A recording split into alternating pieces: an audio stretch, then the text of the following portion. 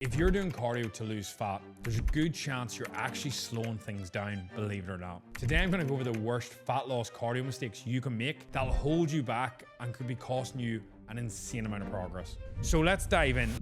Whenever we break this down, we have, and I know I'm going all Picasso today, we're seeing how it goes. Number one, which absolutely burns me, is you focus on burning calories instead of boosting your deficit. You eat a Mars bar and then you go and try and burn off 250 calories as if it balances. It does not. Most things that track your actual calories burned are a million miles off. I think there's studies by Stanford between 18 and 70% the actual calorie difference can be on these things. So that just shows you. Cardio is not your main fat loss tool. If I had to draw a circle, and we're being brutally honest, that is gonna be, honestly, about 90%. Cardio 5, NEAT is probably like 10, 15% your steps. But in reality, the most of it's gonna come from that, and I want you to focus on that. So cardio helps, don't get me wrong, it's a vital part, but don't just think you can burn off bad eating. Like, it just does not work. I would say if I had to really be brutally honest, I would say like cardio and expenditure is probably like, say, 20%. Like, it's probably like, this is the worst circle on earth, but you get my point. The treadmill will not fix a bad diet. It's as simple as that. We all know somebody who does that, and you know how long it takes to burn off a donut or 1,000 calories. It's insane. You cannot out-train a bad diet.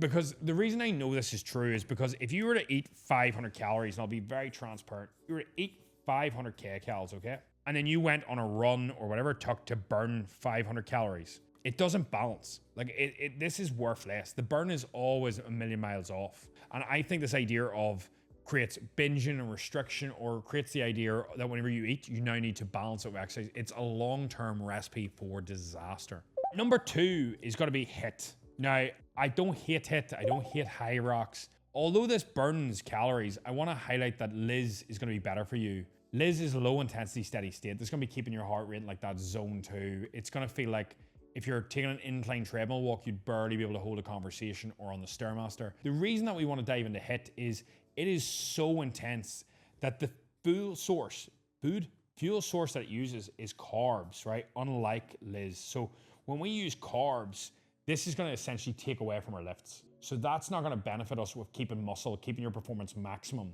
So when we do cardio, not only do we ideally want to do it either after weights on a separate day, but when we do the likes of high rocks, CrossFit, these are great. Don't get me wrong. If you are consistent because you enjoy it, then stick with that. But if you're just doing cardio to lose fat, you're better doing LISS than HIIT, because this is very taxing as well on not just carbs, but your CNS, your central nervous system.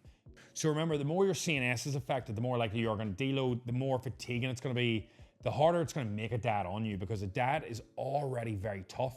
So too much HIIT can obviously fry your CNS, affect cortisol. So I would say if you do too much, it can really impact your overall ability to burn fat, because it'll tax you so much. So LISS is the way to go, in my honest opinion. I just think it's a smarter approach. You burn fat while you do it. Now, fat is a fuel source, not the actual belly fat, even though both work. People will argue that you continue to burn more calories from HIIT for the next 24 hours. Usually it's nothing really majorly different. As I said, diet makes a massive difference. Overall, consistency and enjoyment is key, but overall, don't get me wrong, if you enjoy HIIT, do it, but not too much. I think this is a fine balance. Whenever I was competing, one of the main things I had to cut out during my dieting phases was boxing and MMA. It frustrated me because I wanted to do it. I enjoyed the striking, but it's so taxing that it just wasn't a massive benefit. Number 3, we have steps.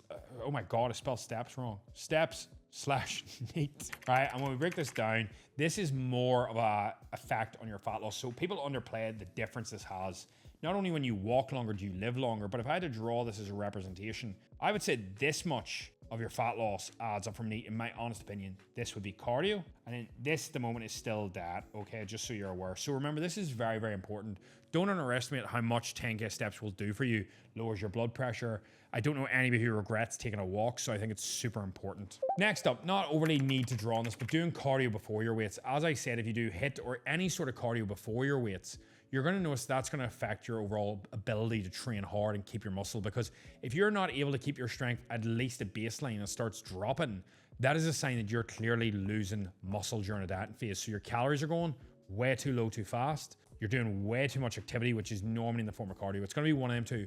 Most people will never see a drop in their overall performance when steps even go up to 20 or 30K. Now, I don't know many individuals that go up there. I've had a couple of clients, postmen, jobs that are just very active. I myself, I'm not like that. I do like 12, 15K max, but I do think it's underrated. Cardio should be broken down into, ideally, in my opinion, if I had to put it, I would go rest days first. Oh, but it's not rest day if I do cardio, it's rest day from weights. I would go after or separate. So like, you know, you could do morning weights, night cardio. And then if you really must, like you could do it before, but I would really recommend not. It's better to get it in than not at all.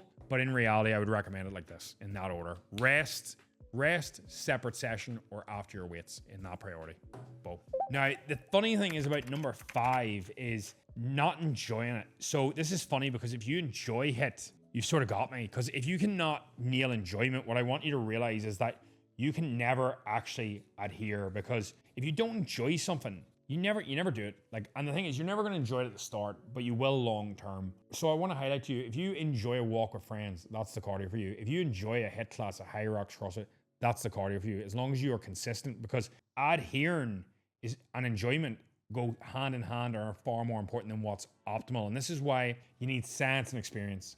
I myself will go as high as you want in steps. No issue. No issue. I love going for walks. Like, I actually love it. Other people hate it. And that's the thing. If you enjoy it, adherence is so much easier. That's why I tend to keep cardio relatively low and crank steps, because I enjoy it and find it really easy. Now, if I had to pick actual variations of LISS that work best, and if you enjoy all variations, I would say bike, walk, stairs, row. They're your LISS and your sort of neat that you want. If you enjoy running, you can run. But just remember, there's a reason that certain people look certain ways. So people on Stairmasters, people walking tend to have more muscle mass. Versus if you look at like the long distance runners, even marathon runners, that sort of distance, you'll notice their physiques match it. Your body adapts. Sprinters, on the other hand, different again. You might be like, well, that's HIIT. But in reality, do they have as much muscle as you want? Maybe they do, maybe they don't. But they would be a lot more muscular if they didn't sprint just on the weights, to an extent, you know? Number 6, one of the biggest fat loss mistakes you can make is not doing, wait for it, weights with it. And I do mean this. See, if you're not doing weights, you're losing a trick by just skipping this. Like, if you just skip that, it doesn't make any sense, because the reason that you want to do weights is because your metabolism will be higher when you have more muscle. So the more muscle you have, not only do you look better, you get better fat loss, because naturally you can eat more calories because you're a bigger individual. So if we take 2 80-kilogram men, and I was to draw them, okay? So I draw this wee stick fella, and then I draw this fella, but he's muscles and he's got a 6-pack. I don't know if this is the best 6-pack. He actually looks like he's just a bigger, more muscular person. So this is the world's worst stickman, but we're rolling it. We take 2 individuals. One is skinny, one is very, very little muscle. The other is lots of muscle and bigger. The one that's bigger, even if they're the same weight, will burn more calories because muscle is harder to keep. So naturally they can eat more, and it's easier for them to lose fat because they'll be on higher calories. Remember, 2 men on 1,500 calories or 1,800 calories, 2,000, still feel that mental barrier of where their calories is. This is what screws people over a lot of the time. 2 females, 1 on 1,200 will be like, that is the calories I need to lose weight. Yeah, because she's 55 kilos. She's a small woman. And then you get a 5'10" female who's like 1,200 calories is starving somebody. No, you're just 2 different size animals. Like, that's initially what you are. Same as a 100-kilogram male and a 60-kilogram male. It's just size. And that dictates it, along with muscle mass, output, all these other things. I think if I could pick one tip for you out of all this that makes a massive difference is go walk more, and don't make that fat loss mistake with your cardio, thinking cardio will do it all. The reason I would lean more towards neat and that is because when it gets really hard in a dieting phase, do you really be motivated for a HIIT session? No. But can you actually get out and take a walk? Yeah, it takes a lot less. The barrier is so much less. You do not need as much motivation or willpower. And in the later weeks of your dieting phase, when you've already got the systems, the habits, the routine built up, it's so much easier to get up in the morning and take a 20-minute walk than to get up and do a 15-minute HIIT workout or go to the gym and do cardio. You can take a walk around your estate or anywhere.